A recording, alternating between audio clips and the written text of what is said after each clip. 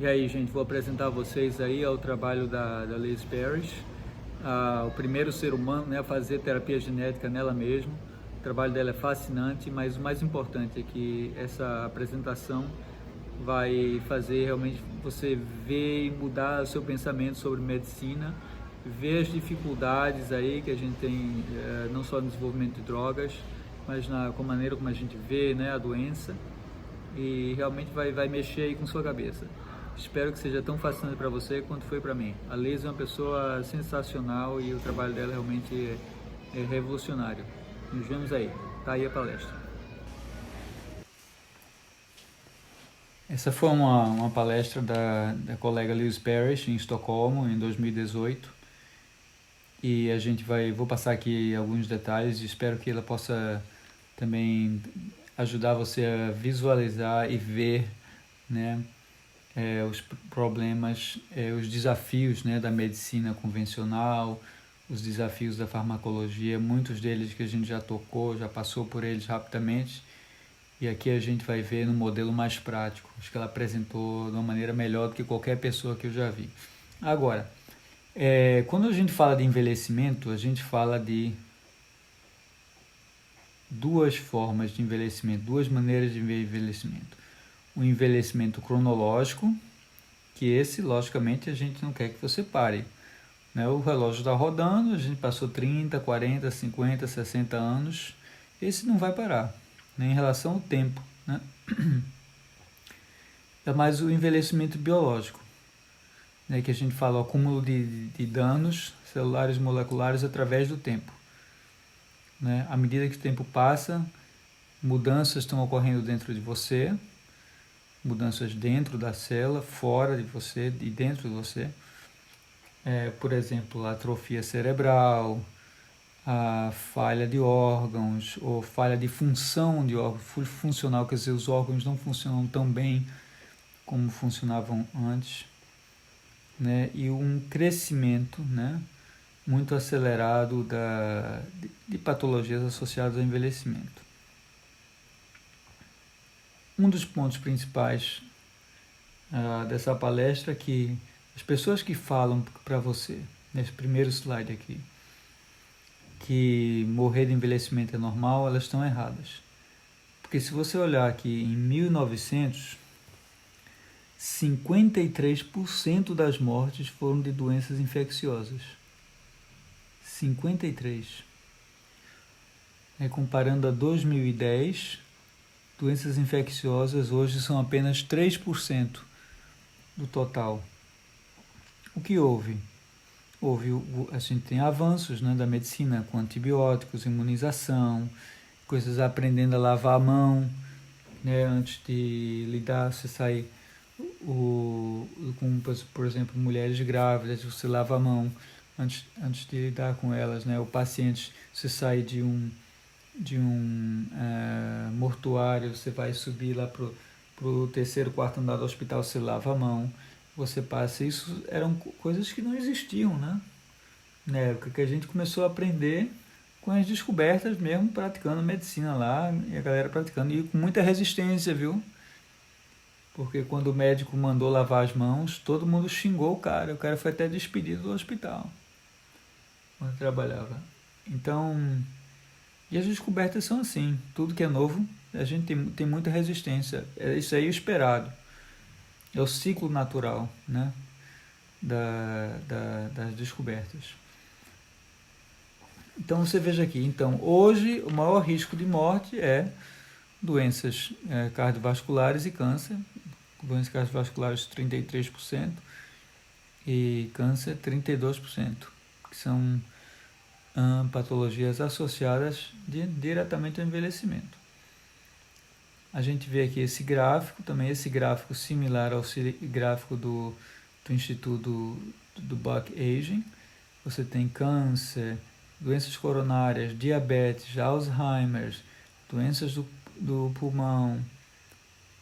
Todas começam a crescer num modelo praticamente exponencial a partir dos 45, 50, 55, 60, e aí de 65 em diante ela dá aquela curva né, exponencial. Então, a associação com o envelhecimento é inequívoca, né? Não tem como contestar isso.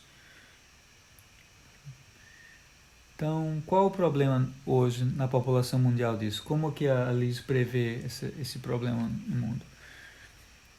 Você tem a gente chama o tsunami de prata, né? Um evento que a gente está esperando, né? Que a população acima de 60 anos no mundo, né?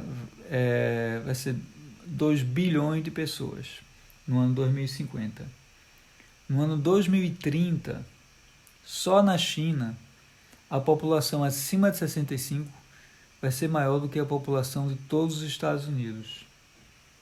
Isso pode trazer o que a gente chama uma catástrofe financeira, porque não há gente suficiente no mundo para fornecer fundos para fundos de segurança social, quer dizer, Social Security, né? Previdência, que a gente chama retirement, que é pessoas aposentadoria, né? Não tem população para sustentar isso, povo. Né? E então uma das soluções, né, é manter os corpos jovens, né? Manter as pessoas ativas na sociedade de um certo modo, né? E alterar, né, esses modelos também de previdência e aposentadoria e tudo mais. É uma coisa que precisa ser muito vista, porque esse tsunami está para vir aí, né? 2030 em diante. Então vamos falar da medicina, do estado da medicina atual. Para quem põe esperança que há remédio ou que há cura para tudo, vamos descobrir remédio para tudo. Quem coloca as moedas, né, a aposta na mesa nesse lado, vamos ver como é que está. Hoje em dia, a medicina ela ataca como alvo o sintoma das doenças. Aí você pensa, vamos atacar o câncer, vamos atacar o coração, doença coronária, vamos atacar o Alzheimer. Em vez de atacar o que está causando isso. O que é que está por trás de tudo isso. Então, o ciclo de uma descoberta de uma droga, de uma nova droga, é da seguinte maneira. Você tem, por exemplo, no laboratório, nas universidades, na pesquisa, você descobre 5 a 10 mil compostos que são... A cada 5 a 10 mil compostos que são descobertos, que são promissores, 250 entra em fase pré-clínica. Quer dizer, isso leva de 3 a 6 anos. Okay? 5 entram em testes clínicos, na fase 1. Temos a fase 1, de 20 a 80 voluntários, a fase 2, de 100 a 300 voluntários, e a fase 3, de 1.000 a 3.000 voluntários. Isso leva, na média, 6 a 7 anos. Certo? Se você calcular 6 mais 7, 13, mais 2, 15, essa é uma versão conservadora, né? Porque na média é 20 anos. Aí desses 5 a 10 mil compostos, passando por todas essas fases, passam pela revisão do FDA, que é a Anvisa norte-americana, e uma droga é aprovada. Quer dizer, no funil, entre 5 a 10 mil, a cada 5 a 10 mil que entram, uma sai aprovada do outro lado. Depois disso, entra a fase 4, que é a fase pós-marketing.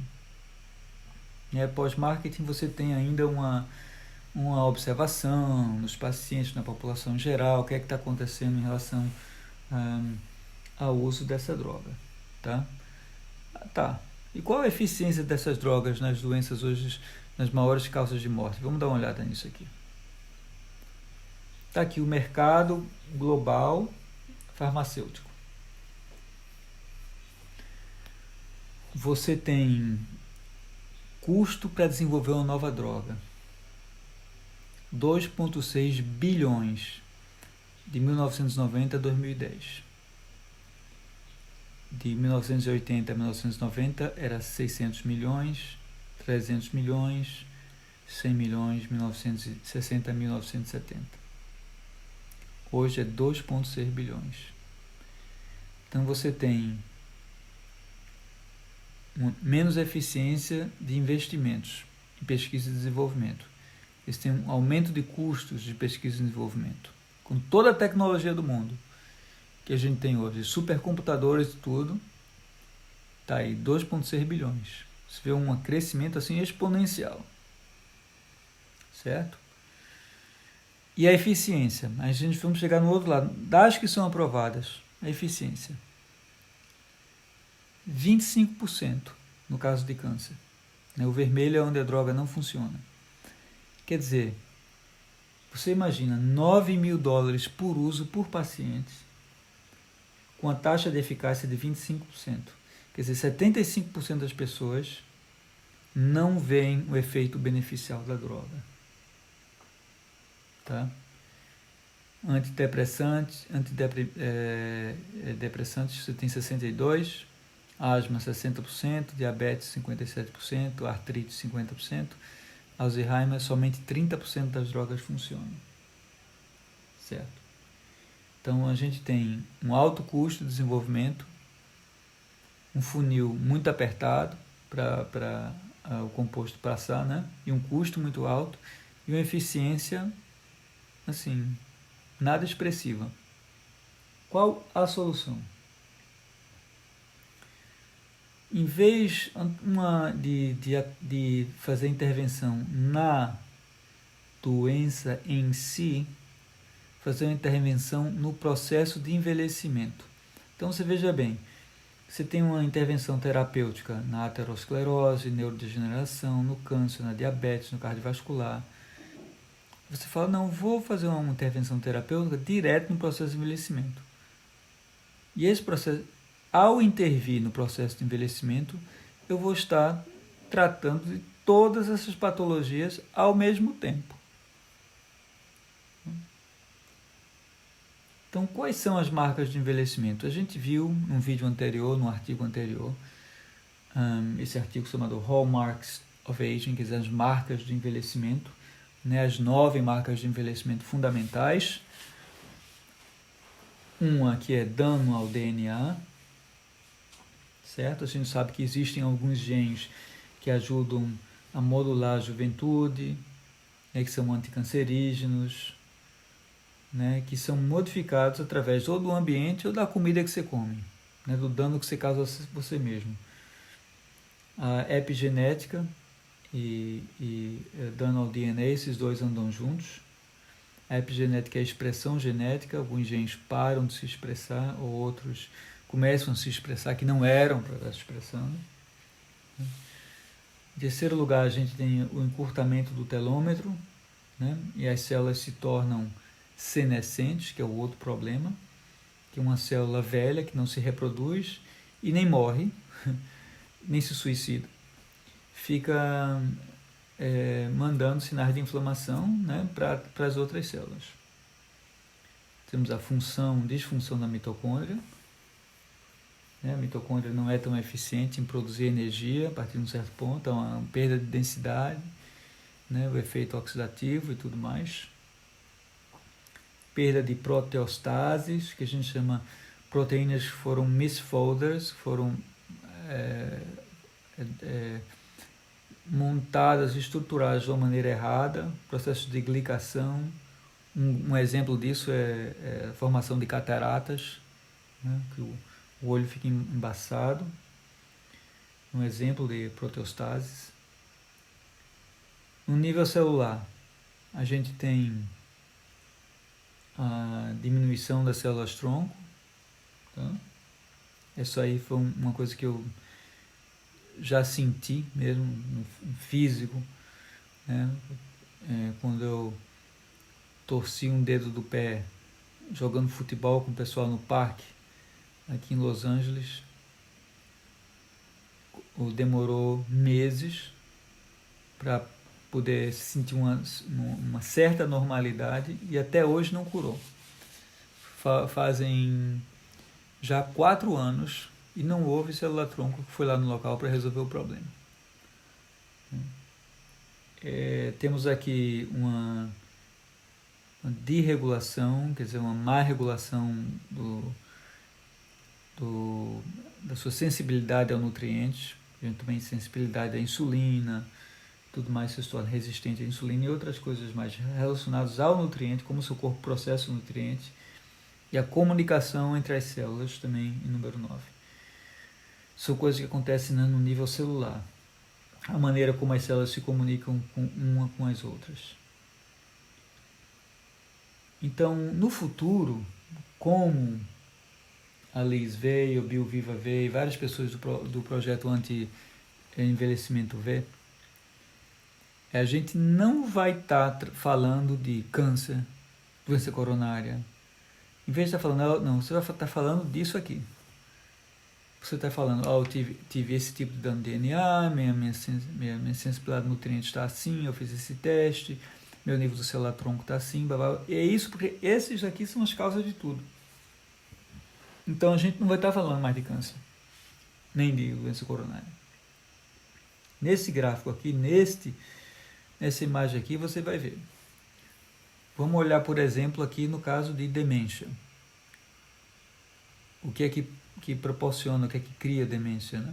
Você tem glicação, você tem senescência, você tem disfunção da mitocôndria, você tem menos célula-tronco, a proteostase, encurtamento do telômetro, a má regulação da sensibilidade aos nutrientes. Tudo isso, né, ocasiona a demência, né, Alzheimer's. Se você vê câncer, você tem uma mudança na comunicação entre as células, você tem glicação, você tem mitocôndria, DNA também, mudanças epigenéticas, sensibilidade a nutrientes. Então, esses são os alvos e as causas de todos os problemas. Tá? Qual seria um modelo, né, um modelo aí para o sucesso? Um modelo que a BioViva sugere. Ela tem parceria com várias empresas hoje, empresas de terapia genética, tudo. Você tem essas terapias genéticas, elas têm como alvo essas 9 causas do envelhecimento, as 9 marcas do envelhecimento. Você tem uma coisa chamada turismo médico, né? E o turismo médico e várias leis já foram aprovadas e colocadas em andamento para permitir o consentimento do paciente, né? Que você possa ir para locais neutros ou até em alto mar, onde não há nenhuma regulamentação, e você pode tomar as terapias genéticas que vão atacar essas causas do envelhecimento. Por exemplo, quem se beneficiaria com isso? Pacientes que estão em estado terminal, né, que os médicos fazem, olha, não tenho mais terapia para você, não tenho mais nada que posso fazer por você. Né? Eu já conheço alguns casos de pessoas que, mesmo sem precisar de turismo médico, foram na clínica lá no Colorado, do Dr. Grossman, e quando o John Hopkins, que é um dos maiores centros de medicina americanos, não tem nada para você, mas você tem 3 meses de vida, foram lá e ele resolveu o problema dela, né, com terapias assim mais avançadas. Não chegou nem a ser terapia genética, mas foram modos de tratamentos, né, mais avançados e radicais anti-envelhecimento, não aprovados ainda pelo FDA. Quem se beneficia, então? Os pacientes, as empresas de biotecnologia, porque as empresas de biotecnologia podem acessar o paciente direto, não tem esse processo longo aí de 2,5 bilhões de dólares para chegar lá, tem acesso direto ao paciente. Né? E os investidores, porque esse nível de falha das empresas de biotecnologia, né? Você tem 95% falham, né? Não chegam a nenhum resultado, com custos altíssimos, né? E você tem dados. Os dados dos pacientes diminuem o risco. Você tem acesso direto aos dados. Então, há uma benefício ou um estímulo maior para investimento em biotecnologia. Então, como é que a terapia genética funciona? Vamos ver lá. Ok. A terapia genética é o seguinte: é uma série de injeções, então é uma injeção intravenosa, ou uma injeção com alvo num órgão específico, né? E essas terapias genéticas buscam como alvo os genes que são regenerativos, quer dizer, genes que voltam você a estados melhores, estados mais jovens, né? E os genes sendo usados hoje são genes humanos. Você pega os genes, coloca num vírus, está aqui, né? Um vírus que não é mais ativo, né? Que está desativado, atenuado. Esse vírus é colocado em você.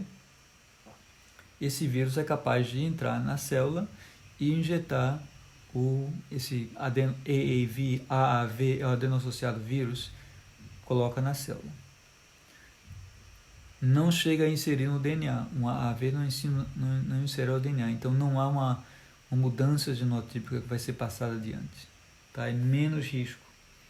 Ele está na célula, está se expressando, está produzindo as proteínas que você quer, está regulando a atividade do DNA. Então, 100 mil pessoas morrem por dia de envelhecimento biológico. 40 milhões por ano. Então, a Bioviva acha que algo pode ser feito em relação a isso, e a definição de saúde da Organização Mundial de Saúde é que saúde é um estado de bem-estar mental, físico e social completo, e não apenas a ausência de uma doença ou de uma enfermidade. Então é isso que a gente quer. Todo o trabalho de rejuvenescimento robusto, de extensão de vida, é um trabalho para você otimizar seu estado físico e mental, né? Físico, mental, social, seu convívio, as pessoas com que você convive, né? O que você se alimenta, como você se alimenta, sono.